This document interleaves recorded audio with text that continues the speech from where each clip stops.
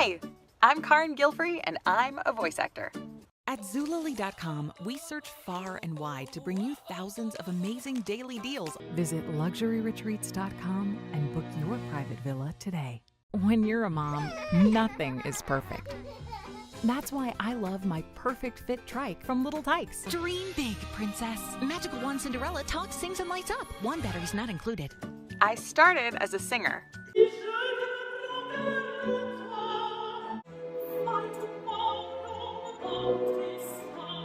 And I have a kids' web series called Rosie's Place. Hi, I'm Rosie. And I'm Phoenix. Welcome to Rosie's Place. I have a professional home studio in New York City with some awesome phone patch capabilities, including Source Connect. Smart building management requires data. The energy that wakes us. Start your journey with PlusBud today. What's good, everybody, and welcome to another episode of Take Time Out with Tre Mosley. I am your host, Tre Mosley, and one thing I want to say about my guest today, especially in today's social climate, don't call her Carin. It's true. Please don't. Just don't. I'm sure she hears that more times than she cares to admit. But this young lady, we both are in voiceover, duh. But she wears many hats. She's wife, she's mommy, she's a singer, she acts. Like what doesn't she do? Well, we're gonna find out today. Ladies and gentlemen, and all in between, Carin Gilfry joins us today. Hey, Puddin'. Hello, I'm so happy to be here. Thank you for having me. Thank you for your time today. Yes. So, I want to start off with you, like many people that I have been around and grown up with, you're a theater baby. Mm-hmm. Very much. And I went to a school within a school. Our magnet school was performing arts. So you had dance, you had drama, you had orchestra, you had the choir. I was in the choir and I dabbled in some acting. And I think your sister sings also. Yes, and my brother and my dad. So dare to say you are a musical family, yes. Yes, we are. So what was that like growing up? Oftentimes kids will say, I want to do a thing, but then you grew up seeing a thing. Were you pushed into it, or was it just something natural because you saw everybody else? So I come from a long line of performers. Actually, everyone in my family is a performer, a teacher, actually really mostly just a performer and a teacher. But we have performers, teachers, and cops. And a teacher is pretty much like a performer and a cop almost. So we're all a bunch of performers and teachers. And so from the time I was little, I mean, I think I was singing before I could talk, and I think I was dancing before I could walk. And that's true of every single kid in my family, all of my cousins, my own kids. I remember when my littlest one, Alana, could first pull herself up to stand. She would literally stand on the edge of the couch with her hands on the edge of the couch and just bounce in her little diaper to music. And yeah, and my kids are performers, and I don't know. My parents never pushed me into it. And I am very grateful for that, because I know a lot of people who their parents were performers or their parents were music teachers, and they forced them to practice, and they forced them and they made them think about, pitch and rhythm and all this stuff. And for us, it was more just the joy of doing it. So I fell into it kind of naturally because it was all around me all the time. Yeah. I have friends who were in the orchestra and were in different bands, either the jazz band or the marching band. Not everybody was forced, but you could kind of tell because as the years went on and we became adults, like none of them did anything else with music after that. Yeah. And it's like, hey man, I noticed you don't play the trumpet. Man, I just did that because my mom, Yeah. it was that kind of thing. Um, it was a little different for me. I didn't realize I could sing. Um, what I was as a kid, I was a very good mimic. Mm. Um, growing up the youngest of three and watching my sisters, become their own individual selves, it was kind of me and the TV. And I remember a cousin coming in from town and she was singing a song and she was not the best singer. But so I didn't listen to her. I was listening to the lady singing on the radio. And it just happened. Mhm. It was Melba Moore. And she was singing. And, when you're a young boy of 6, 7 years old, you don't sound like this. No. You sound like this. And Yeah. I'm, you know, I didn't know what a falsetto was, but Yeah. I was certainly up there with her. And they're like, how do you do that? I'm like, Yeah. I didn't know. So I didn't really start taking singing seriously until high school. I was a Mhm. very shy kid. I would see my boys and they rap and they dance, and I just kind of sit there like, oh, that's great. But I wanted to do it, but I never um jumped into it. But high school was kind of my launching pad for me. I was in a few singing groups, in the high school choir, but always grew up around the music. My uncle was a radio DJ. My mom had oodles of vinyl. If she wasn't playing vinyl, then by the time we were in school, CDs. Mhm. So music was always integral uh, in my life. Did you ever feel at any point that this would be something that you would do professionally? Yeah, always. So, when I was a kid, I wanted to be a whale trainer at SeaWorld, which is a certain kind of performer. But then, I think when I was 9 years old, I lived in Switzerland for a long time. My dad is an opera singer, and he had a contract with the Zurich Opera when I was growing up. Wow. So we lived in Switzerland until I was 9, and then we moved to Southern California, and I went from this, like, cultural wonderland to basically the suburbs where we lived is like everything is a box store. There's a lot of Mm, fast food and a lot of mega churches, which is fine. We were even part of a mega church for a time because I love to sing at yes. the church. But yeah, it was a very, very different culture. But my parents put me and my sister in musical theater. And so the first production that I did on stage was Annie, Oh. and I got to play Tessie, who's the one that sings "You're Never Fully Dressed Without a Mhm. Smile." And I caught I caught the bug. Like, being on stage with the lights and a microphone and performing and dancing and all of that, I knew that that's what I wanted to do for my life. And I can remember being, like, maybe 14, and my dad was singing at the Metropolitan Opera, and he was singing in La Boheme, and we went to go see Oh, Rent, which is La Boheme, the musical version. pretty much, yeah. It's based on La Boheme, the opera, and I was walking down the streets of Times Square thinking to myself, "I'm gonna do this. I'm gonna do this when I am an adult.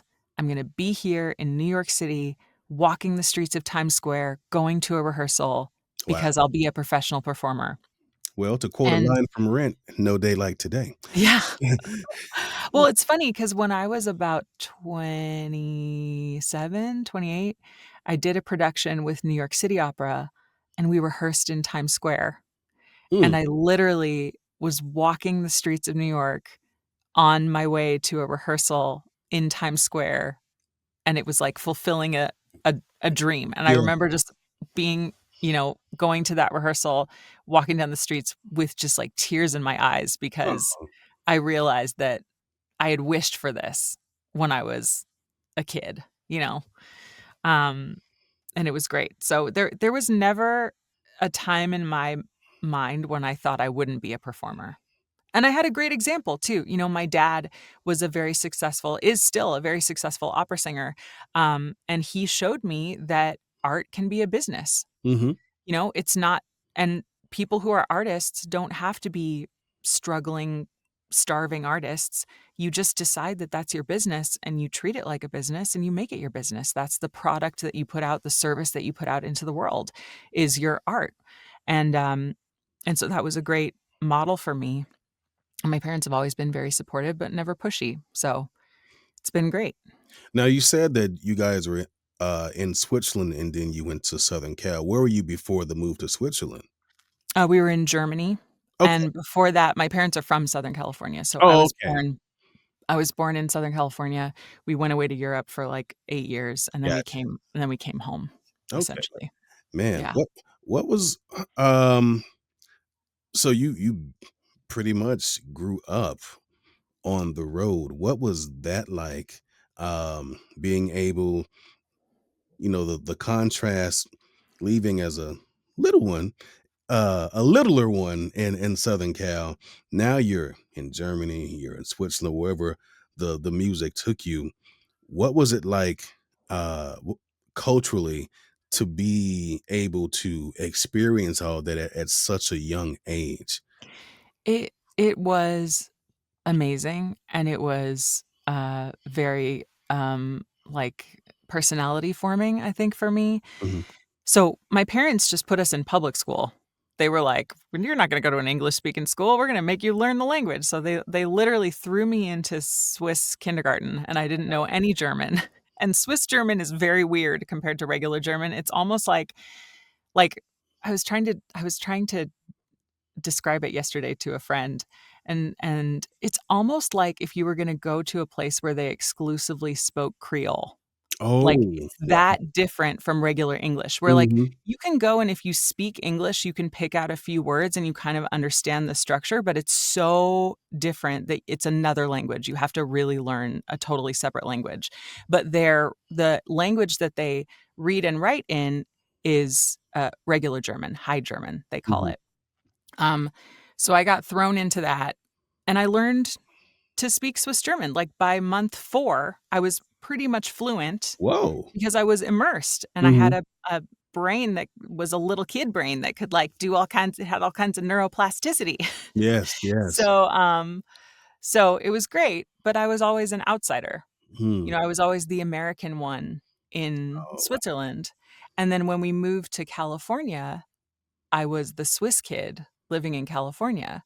Oof. So, because I hadn't grown up in California knowing all of the TV shows that they did and all the different slang that they knew, and so I felt like an outsider again. And, um, it made me incredibly close with my siblings Yeah. because we went through the same experience.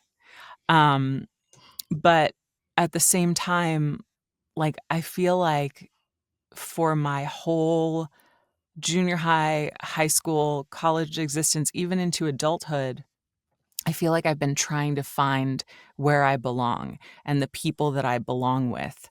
And it's been tricky.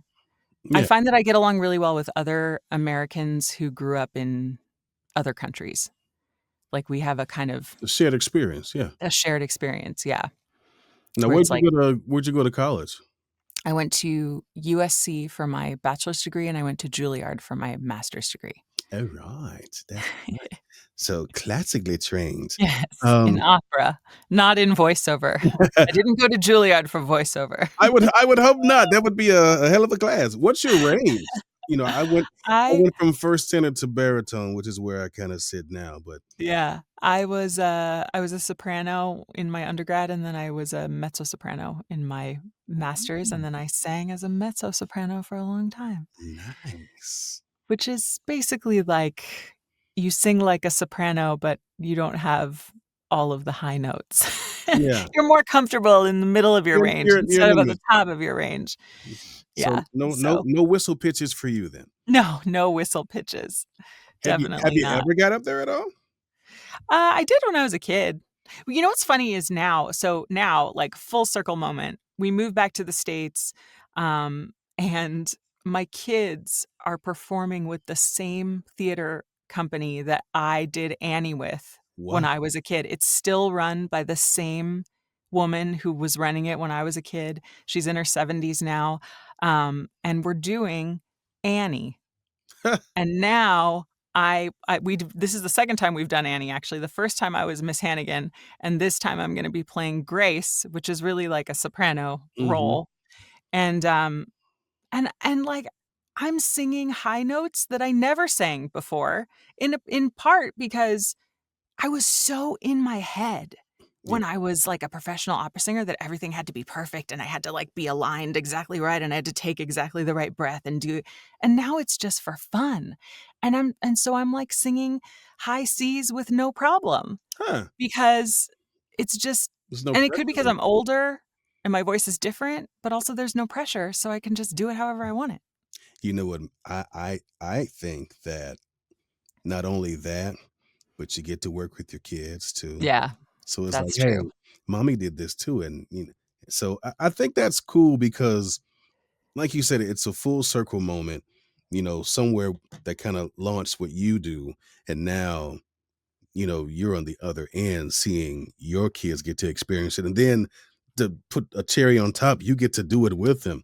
I don't think there are many professions where the parent starts out working with the kid and now like look at my boys or look at my girls. You see it in sports sometimes, or you see it in Hollywood actors. Yeah, You think about the Sheens, Charlie and Martin and yeah. Emilio, and that's cool. But you know what is that like to see the joy that they now get to experience what you did as a kid, like you viewing them, like what is that like?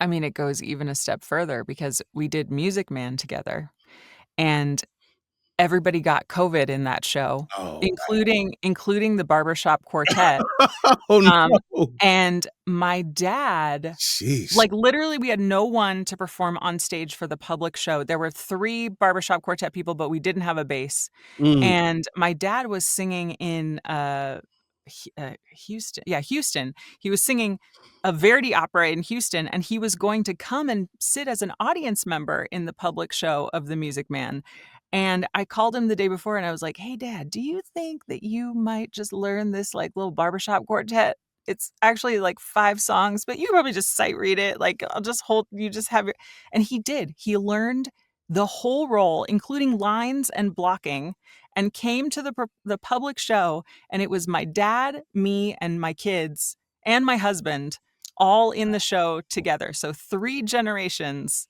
of our family all on stage together, and it was amazing, and it was so cool for my kids to see their papa and their mom and dad and them and their cousins and everybody all in one show together. It was awesome. It man, was what awesome. I just wanna know when the album coming out. I mean, if y'all got it like that, good grief. That is something. So then now we have to talk about, because we kinda got you on here, it's a voiceover show and stuff. You go from being on one mic to another. Where did that come from? Ugh, that's a I feel like it's a sad story with a happy ending. Oh, no. Um, and that's that, like, I came to voiceover because I was in a really bad relationship Mm. with someone who made me doubt my abilities as a singer. Oh, yeah. He was a singer as well, and he, um just every time I would sing, he would criticize me, and every job I got, he would tell me that I only got it because of this, that, or the other, not because of my talent. Ugh. And I got to a point where I was so nervous about being on stage that I would have panic attacks before I would go in for an audition, before I would walk out on stage, and I completely lost the joy of performing that I had when I was a kid. Mm. And so I had a moment where I was like, this is not gonna work for me. Like, I can't live my life like this. I need to find something that brings me joy. And so I had to, like, think back in my mind, like, what is it that I actually want? What is it that truly makes me feel happy. And if I could go back to kid version of me and ask her, what is it that you want to do? What would she say? Yeah. And immediately in my mind, I was like, I would want to be a Disney princess. Like, and And what girl doesn't? what is a Disney princess but a voice actor? And I remembered that when I was 5 years old, my dad did a production of Oklahoma with a then not very well-known young Broadway performer named Jodie Benson. And Jodie Benson, if you don't know, is The Little Mermaid. And The Little Mermaid had just come out the November before they did this show together. Man. And so I got to spend the summer with The Little Mermaid, like The Little Mermaid. And she it was the moment that I realized like, oh, this is a real person. Oh, this is a job. Oh, this is a job that I could do. Mm-hmm. And so it had just been percolating in the back of my mind since I was 5 years old. And when I had that moment where I asked myself, like, what is it that you in your heart of hearts really want to do? Yeah. There was like a little voice inside me that said, ah. I said, here it is. And there And it is. and I had a friend who was an opera singer who was also narrating audiobooks. Oh, And I thought that would be a cool way to like get started. So I built a little home studio. I took some classes. I joined acx.com. I started on my audiobook journey, and I did that for about 2 years before I realized that there was a whole other world of voiceover of like Mhm. commercials and company explainers and e-training and a little bit of animation, a little bit of video games, like all kinds of stuff like that. And I just loved it. I loved every part of it. I loved running my own business. I loved like the imagination that it takes Yeah. to bring yourself to a script that makes absolutely no sense. And the words are like introducing the C254378. And it doesn't matter what you're saying because your imagination is what's bringing the script to life. Yeah. And I just fell in love and I jumped in with both feet and I kind of left opera singing after Mm. that. Well, I hope he's watching, and if you are, you suck. You know, it's funny because I feel like every experience that we have in our lives leads us to the moment where we are today. And so while I don't think that he behaved appropriately in that relationship, Mm-hmm. I feel like I can't even be mad at him because going through all of that Yeah. brought me to this beautiful life that I have and brought me to the 2 kids that I have and the house that I have and the career that I have and all of the professional success and the friends and the network and everything.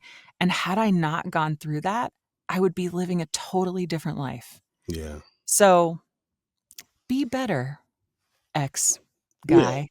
But also, I have nothing but like gratitude for everything. But I also think it's a testament to you because someone else could have heard the things that he was saying and totally just spiraled out and did nothing.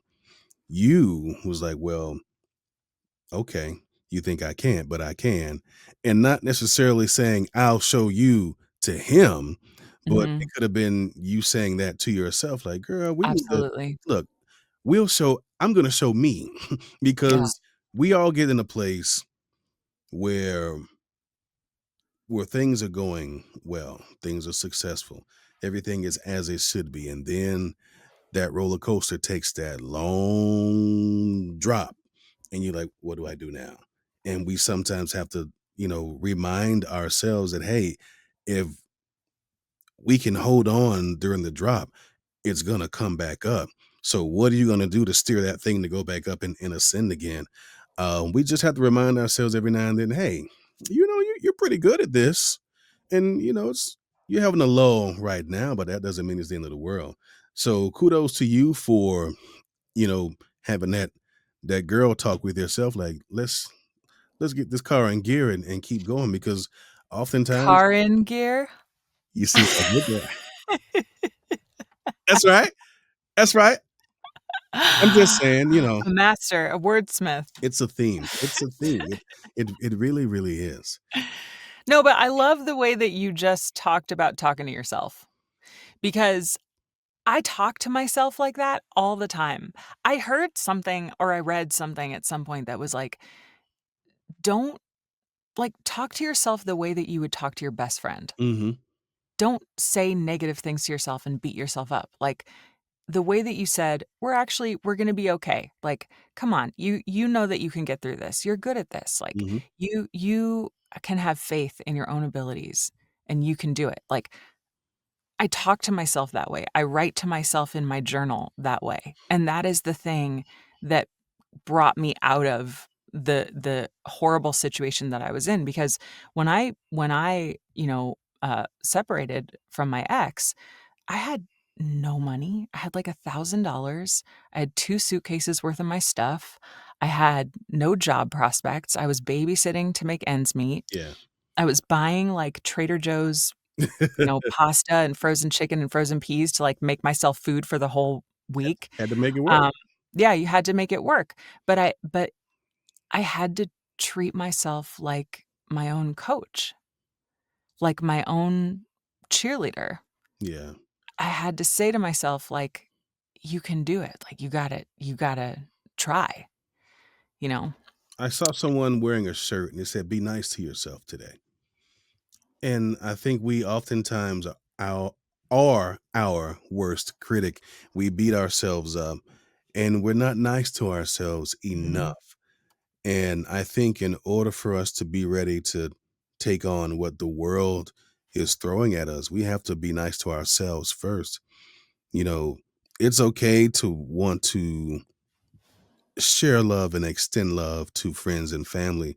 But if you don't love that person in the mirror first, then how do you expect to put all that energy out into the universe when you yourself aren't manufacturing the kind of energy that you're wanting to put out? So Yeah, I get that. definitely. I I've talked myself off of many ledges um where I have to, just sit in silence and I meditate, or I'm like, all right, what are you doing?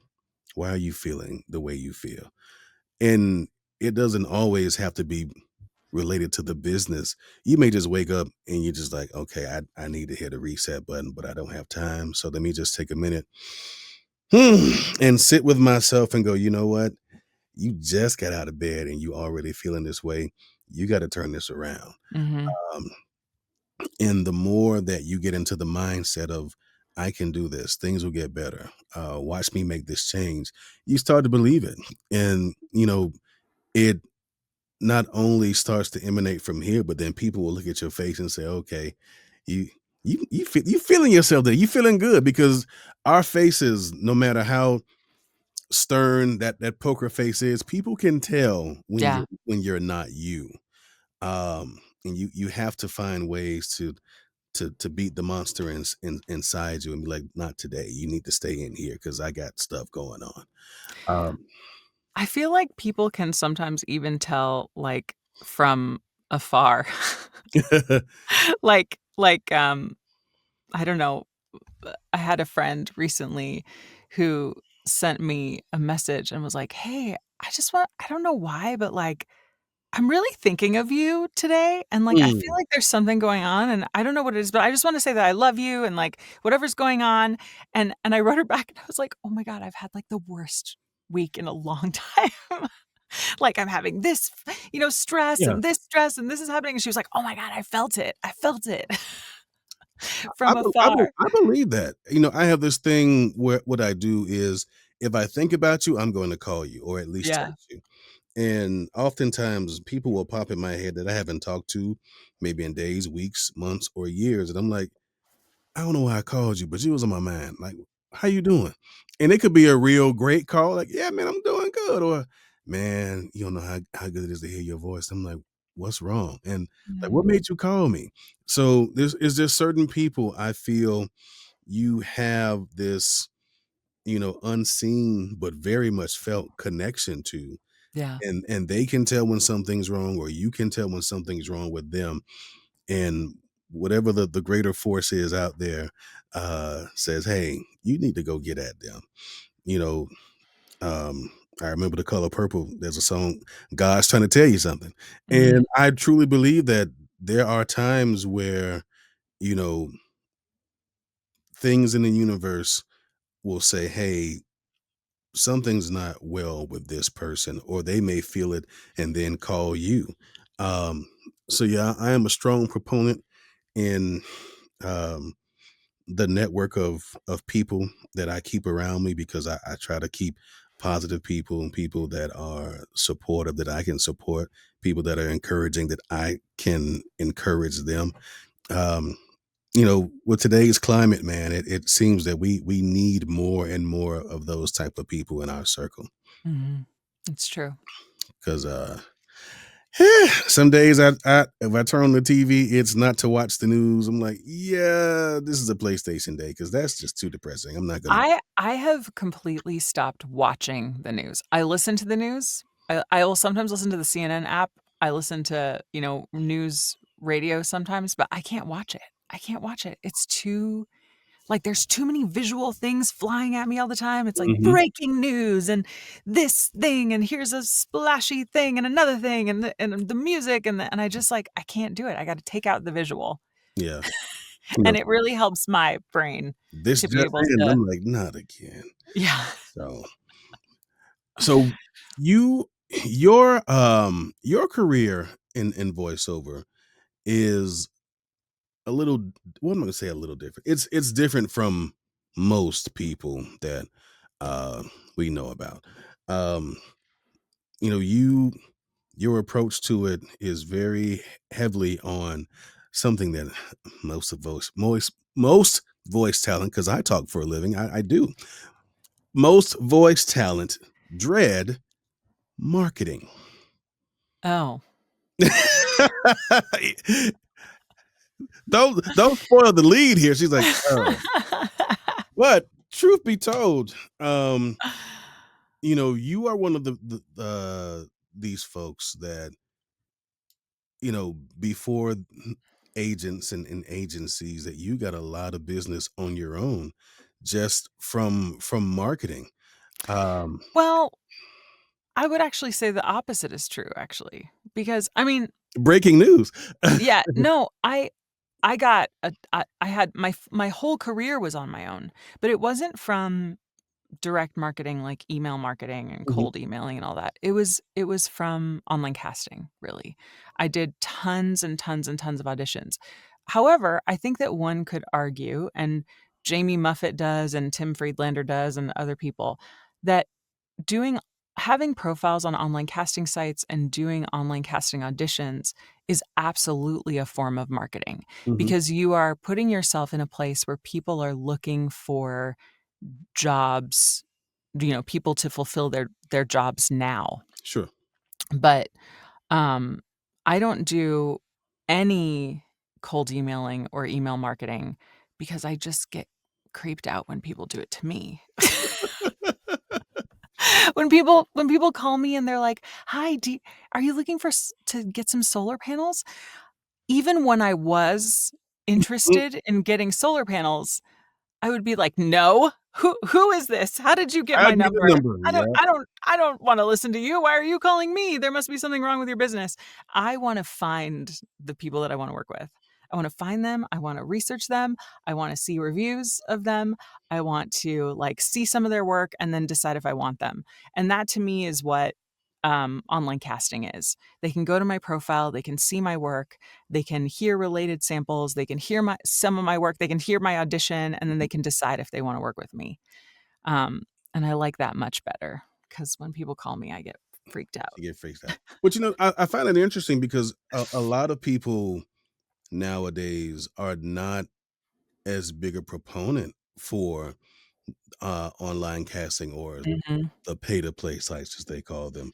Um, what do you see is, and you've touched on it, because they get to, come right there and see your stuff and say, hey, okay, she sounds like the type of person that we need. Um, why do you think there's so much uh and backlash might be too strong of a word, but why do you think there's so many people that are anti online casting? I'll tell you exactly why. I think the reason there are many reasons, but there are two major ones. One is that a lot of the online casting companies charge a lot of money for you to be on there. And many of them take huge fees when you book work through them. Hmm.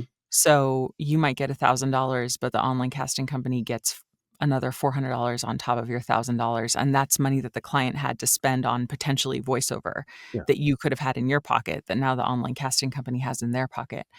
So that's number one. They feel like the sites themselves are unfair. And number two, I think it's because people don't understand how to use them to their advantage. Sometimes they use them too early before they are really professionally ready to compete with all the other people that are on the online casting sites. Hmm. So they don't have a lot of success on there.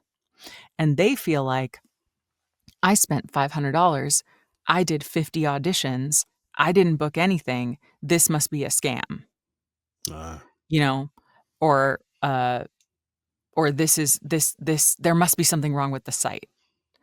And very often, I don't coach people as a rule, but if someone wants to have a conversation with me about online casting, or I teach at a lot of conferences, like very often, I will have a deep conversation with someone about the way that they use online casting. Hmm. And it turns out they signed up, they didn't fill out their profile the way that they should have to make it match algorithmically to jobs.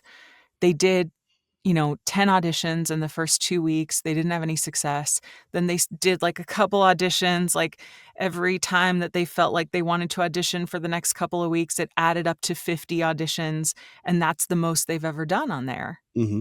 And they don't realize that the people that use those sites every day and the people that work in voiceover every day and get auditions from their agents and stuff, we're auditioning like 5 to 30 times a day.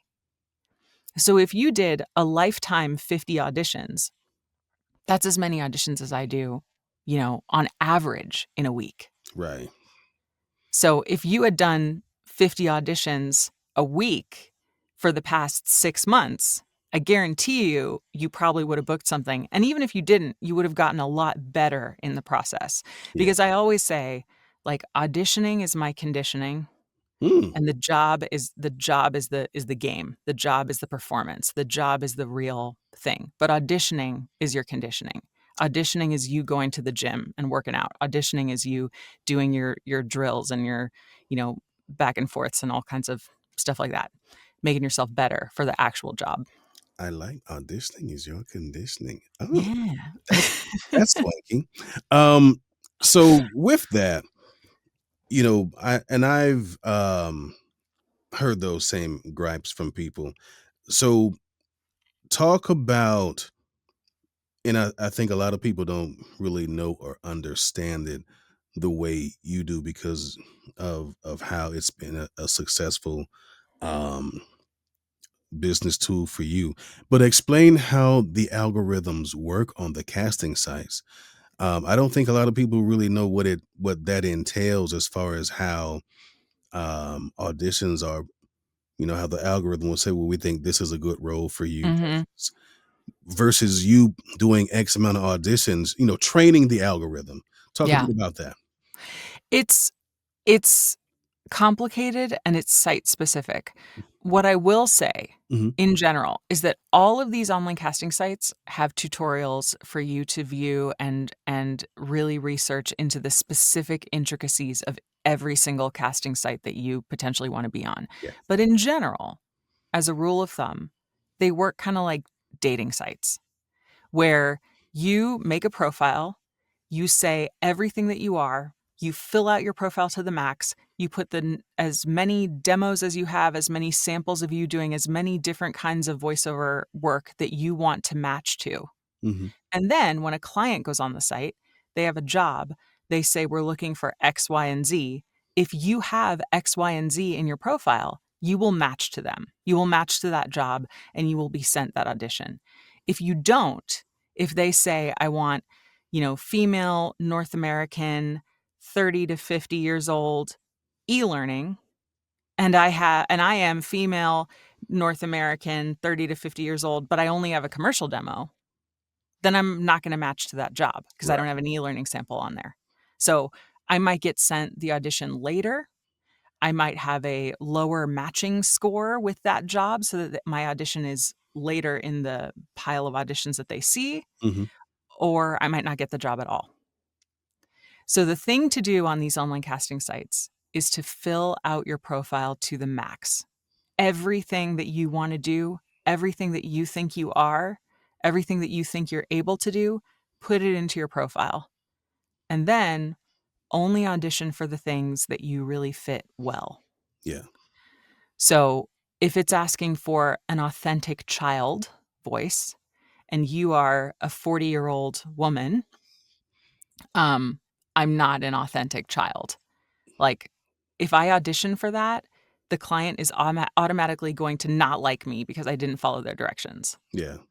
If you are like a 60-year-old white man and they're looking for a 30-year-old Asian guy, and you're not that, don't audition for that. Yeah. For all kinds of reasons. But even if we're just talking about self-preservation, you don't want to audition for something where you didn't follow the directions and they don't like you because they wanted this specific thing and you took an audition spot from someone who they did want to hear Yes.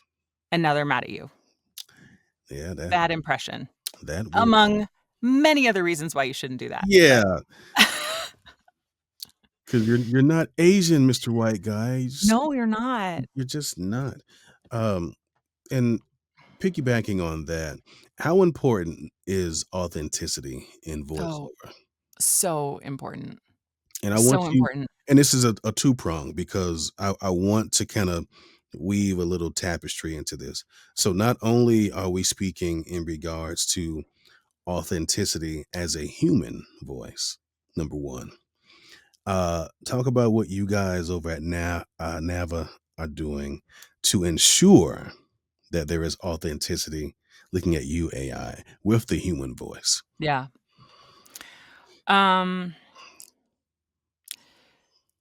I'll come at this question by saying to you that the most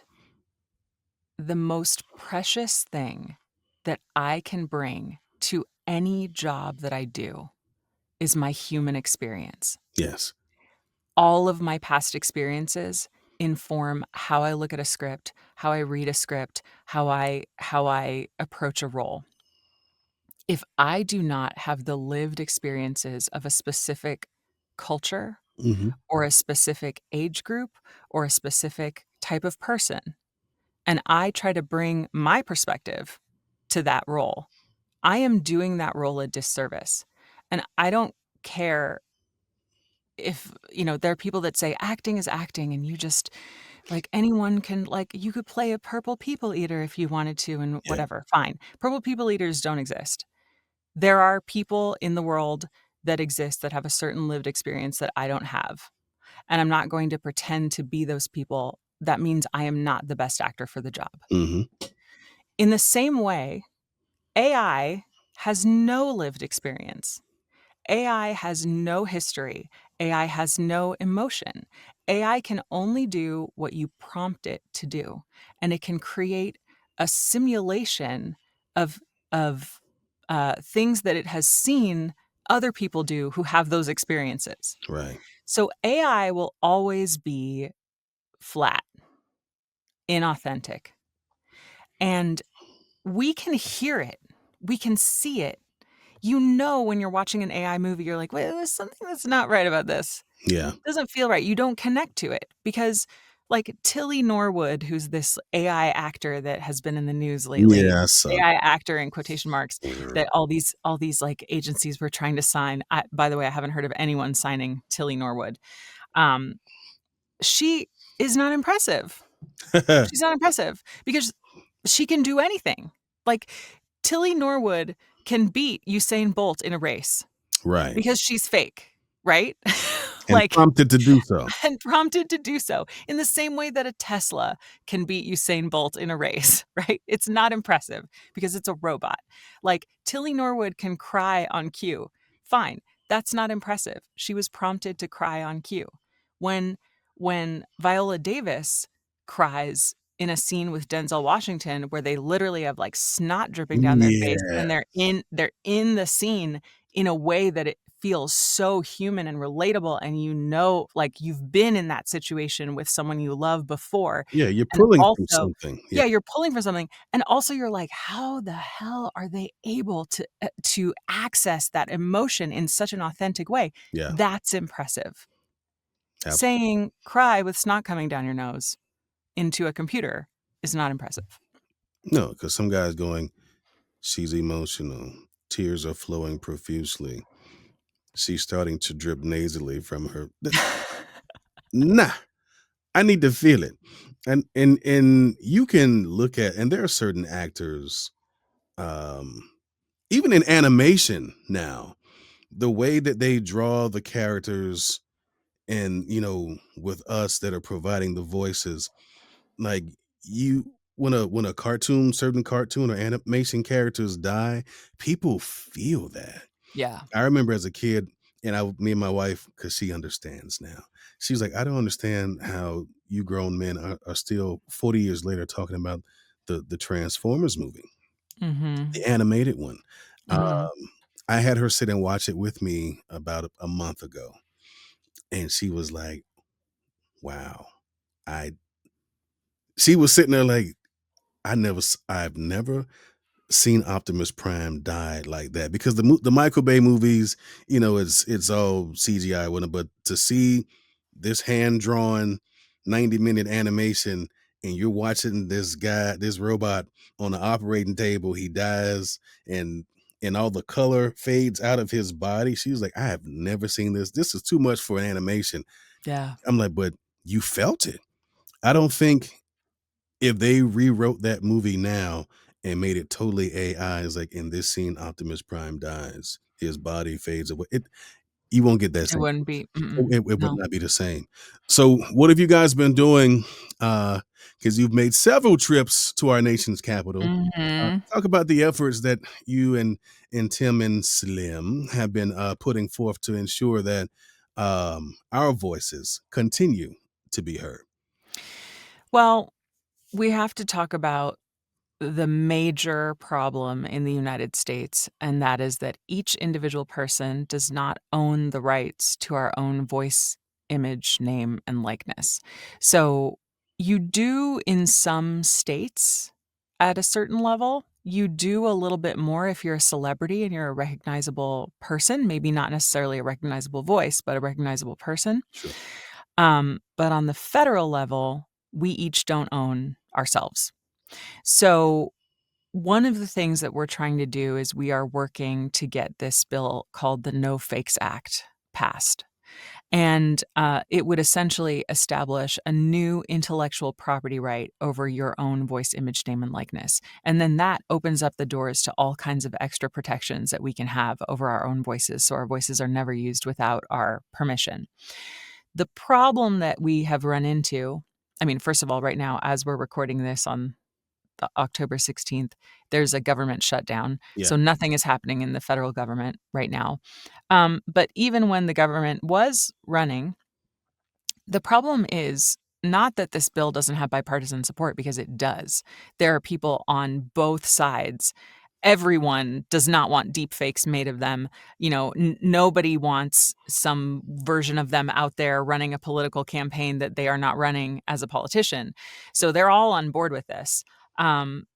But there are other things that are higher priority right now in the US government, and establishing a new intellectual property right is not very high on the priority list. Yeah. So it keeps getting pushed down and down and down and down. It is our job to go to DC to talk to the people who are in charge of, bringing this bill forward. Talk to the people who are on the committees that it has to go through so it can be voted out of committee and go on to the next step, and really get it moving. Yeah. And so that's what we've been doing, is just keeping the discussion alive about this, because AI advances like 1,000 years every month, it seems. Yeah. And the longer we wait, the more the likelihood that it'll be too late. And so we're doing our best. Well, you all have been, as we say, you have been doing the Lord's work, and we appreciate and commend you all for what you guys are doing, and for NAVA as an organization, helping in so many ways. You guys help with folks getting insurance. You have classes that are trying to, help actors get better. If you haven't joined, folks, what are you waiting on? Come join us. Tell them We how would they love can to have you. You tell can them go how to they can reach the organization and contribute to a great organization. Yes, you can go to navavoices.org. It costs $175 a year. You get all kinds of really great partner discounts, one free member class every month. We also, if you're not at a professional level yet in voiceover and you just want to be on our mailing list, or if you just want to be on our mailing list for any other reason, you can be. We also have community classes that we have available to everybody, and they're all pay what you can. So if you can only afford $5, you only afford $5. If you want to pay $50, then that's awesome. And it goes into our funds to go to DC and do more AI advocacy work. And so that's really great. And like you said, we have health insurance access for our members, vision, dental, even pet insurance. You Wow. can cover your spouses and dependents with the insurance plans that we offer. And we also have new now is every single member gets 3 free contract reviews a year. So if you have a contract that you want to be reviewed by a lawyer, you can send your contract and do a legal aid request, and we can get that looked at by a lawyer and do that for you. 3 free contract See? reviews. Look at That that. is worth $175 I'm just for trying one. to I'm trying to tell you, say, hey, don't cheat yourself, treat yourself. Go Yeah. there and sign up and use discount trade. No, I'm playing. I don't have that. Yeah. But yeah, guys, if you haven't already, go ahead and join. I'm a member, and it's a great organization. They're doing good stuff over there for us in the VO community, because they care. They So do. I have a question, Yep. Carin. Yes. Trey. That's kind of nice how she said that. I was tingly about that. Your VO career.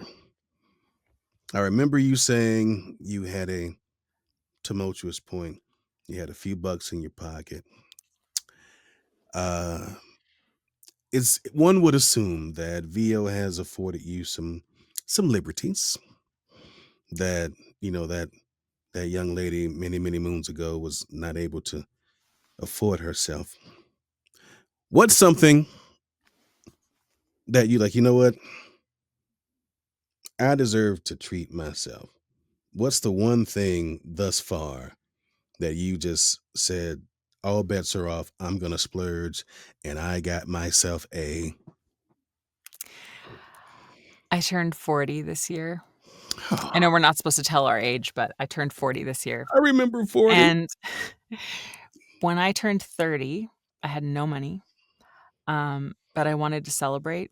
So I asked my mom if we could go on a trip to Costa Rica. So we went to Costa Rica. She paid for everything. I was so grateful. We had a great time. And while we were in Costa Rica, I said to myself, when I turn 40, I want to come back to Costa Rica and I want to bring my whole family and I want to pay for the whole thing. There you go. And so I saved. The past like 2 years, I've been setting aside extra money to go into the Costa Rica fund. Okay. And this past March, I took my sister and her 2 kids, my brother and his wife, my parents, my husband, my 2 kids, my mother-in-law and my brother-in-law. Wow. And we all went to Costa Rica together, and they bought their flights, but I paid for everything else. Yeah. And I was very, very, very proud to be able to do that. It was a goal, and we reached it. That is very dope. So, That's real yeah. cool.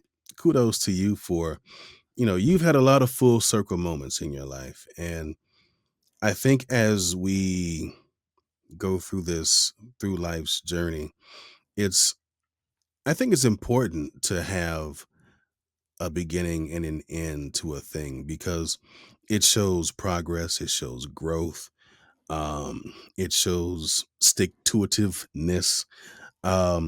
We need that because again, in our current climate, it's so easy to just live in the doldrums and say, oh well, I give up because nothing's going to change. But then to be an example of what it looks like to not only say I'm going to change, you embrace the change and then you become the change. Kudos to you for your stick to itiveness Thank you. and bringing everything that you want and deserve. They say, you know, create the life you want to live, and I think you're well on your way. You're doing good. I don't. There are Do a my lot of best. people that I watch that I don't always you like. Hey, but I see, and you're definitely one of the ones that are out here doing what you do. Speaking of tropical destinations, Mhm. you have a little conference thingy. Yes, there's another one coming up How about that? Tell the in, tell the folks about that. in April. The Vocation Conference is going to be held in Curacao in the Caribbean. Ooh. And it is going to be a beautiful, beautiful conference at an all-inclusive resort. Our speaker lineup is amazing. I'm blown away by the people we have. I announced them to our attendees at eVocation, but we haven't announced them publicly yet. I will. I've been very, very busy the past couple of weeks, and so I haven't. Yes, yes, yes. I can't say exactly what it is, but last week I was on set, like on an actual TV show set for I like know. 8 days. Yes, yes. And it was the greatest time ever. So anyway, I've been busy and I haven't been able to put out all the info about our speaker lineup for Vocation Curacao, but it's gonna blow people away. I think I'm blown away by it. So um, yeah, you pay one conference fee and you pay one fee to stay in the hotel and eat all the food, and that's it. Uh, then you're just there and you just are having a great time and eating as much and drinking as much as you want and going to parties and hanging out with your friends and learning about voiceover and being on the beach. And see, that's where you guys will be looking for me because it's like I paid all this money to come to a conference, and I'm like, yeah, I'm in a hammock. Uh, Yeah. I'm over here. Another Mai Tai, please. Thank you so Yes. much. You can, and you can. But And what's great about conference travel in general is that since we're all small business owners and you're going for business related things, that is a tax write off for your business. It is professional development for hence you. my hand writing on Yep. that. Yep. That is correct. I mean, Well, of course, consult with your tax professional, but in general, this is what disclaimer: people do. this is not legal advice. Please consult your Exactly. your tax professional. Please consult your tax professional. Oh, and if you heard that voice, walking around it's a certain pharmacy, uh, you know, three little We can't letters. say it we can't say it actually really publicly, but we can, kind of just say, Yeah, if you call me, I might say, yeah, "For front of store, press 1." yeah. We don't know. You know. Oh, look, I happen to have some pain reliever from a certain pharmacy, but we're not gonna. We can't do that. Well, my dear, before I let you go, have one thing I ask all of my guests before they end the show, before we end the show. Um, when you're not singing and on stage with all 35 of your family, um, you know, how does Carin Gilfry take time out for herself? I this sounds really dumb. I love to run. I love running. I need to get out of my house and run. So that's one thing. I have a couple really close, wonderful friends that I love to spend time with, and they fill my soul with joy and happiness, and that's great. And I like to cook. I like to paint. Hmm, I like, I don't know, just hanging out. Hanging out with the people I love is the best thing. Really, that's the best. it really is. It really is. That's all we got, y'all. But before you go, once again, give the address to NAVA, and also if folks want to keep up with you and follow all things Carin, how can they keep up with you? Yes. So if you want to go to the NAVA website, it's navavoices.org. You'll find all kinds of great information there. If you want to follow or check out Vocation, you can go to vocationconference.com. If you want to follow me, I am at Carin Gilfry on Facebook and Instagram. I don't know about Twitter or X. I don't know. I can't. And TikTok, I'm the same handle everywhere, but I mostly interact on Facebook and Instagram because I just can't add another one to my life. And my website's caringilfry.com. CarinGilfry. There you go. I release you. Thank you so much. Thank you for having me. Oh, my pleasure. Thank you for coming on. And hey, folks out there, we'll see you next time, and take some time out for yourself. We'll see you soon. Thanks for listening to the Take Time Out with Tre Mosley podcast, part of TMX Creative. You can find us on Apple, Spotify, iHeart, or wherever you get your podcasts. You can also find us on YouTube or the Take Time Out with Tre Mosley YouTube page. Thanks for listening, or thanks for watching. Either way, we'll see you soon.